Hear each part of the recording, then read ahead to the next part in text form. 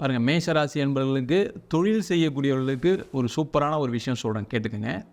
மேஷராசிக்காரங்களுக்கு எல்லாருக்குமே தொழில் நல்லா இருக்கும், அதில் எந்த டவுட்டும் கிடையாது. சூப்பராக பிஸ்னஸ் பண்ண போகிறாங்க, அதுலேயும் எந்த டவுட் கிடையாது. ஏன்னா தனஸ்தானத்தை சனி பகவான் பார்க்குறாரு, அதனால் பண வரவுகள் இருக்குது, பிரச்சனைகள் வராது.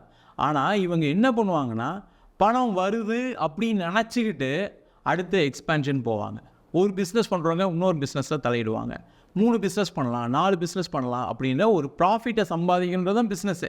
அப்போ அதை மாதிரி போகும்பொழுது பாதிப்புகளை கண்டிப்பாக அடைவார்கள். அதனால் என்ன பண்ணணும்னா, நான் என்ன வேலையை செய்கிறனோ அதை ப்ராப்பராக இன்னும் அதை என்ன பண்ணலாம், அதில் என்ன அதிகமாக உழைப்பை போடலாம் அப்படின்னு நினைக்கும் பொழுது கண்டிப்பாக பிரச்சனைகள் வராது. ஆசைப்படாமல் ஒரு பிஸ்னஸை பண்ணாங்க, ரொம்ப அதுக்காக நான் என்ன சார் லாபம் எல்லாம் பண்ண முடியுமா சில பேர் கேட்பாங்க. ஒரு கடன் வாங்காமல் பண்ண முடியுமா சில பேர் கேட்பாங்க. அதெல்லாம் கிடையாது, வாங்கலாம், கடன் வாங்கி செய்யலாம், ஆசைப்பட்டு செய்யலாம். ஆனால் எனக்கு 1 வருஷத்தில் ரிட்டர்ன்ஸ் வந்துடும், எனக்கு 6 மாதத்தில் ரிட்டர்ன்ஸ் வரதுன்னு இல்லாமல் இவங்க எல்லாருமே என்ன பண்ணுவோம், லாங் டேர்ம் ஒரு பிளானாக கொண்டு போயிட்டாங்க அப்படின்னா பிரச்சனை கிடையாது. எந்த காரணத்தை கொண்டும் பார்ட்னர்ஷிப் சம்பந்தமான தொழில் செய்யக்கூடாது.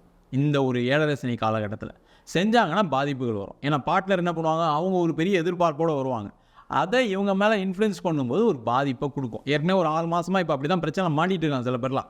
அவங்களுக்கு தான் இது ரொம்ப முக்கியமான விஷயம். நீங்கள் கூட நல்லா கேட்டீங்க, 7.5 சனி பிஸ்னஸ் மேனுக்கு என்ன பண்ணுவோம், இந்த மாதிரி விஷயங்களில் ஒரு பிரச்சனையை கொடுத்தோம். நிறைய லோன்ஸ் கிடைக்கும், லோன்ஸ் கிடைக்கும்போது என்ன பண்ணுவோம், டக்குன்னு நம்ம எல்லாம் பண்ணிடலாம்னு நினச்சி பண்ணும்போது ஒரு பிரச்சனையை சந்திக்கக்கூடிய காலமாக இருக்கணும், கவனமாக இருக்கணும்.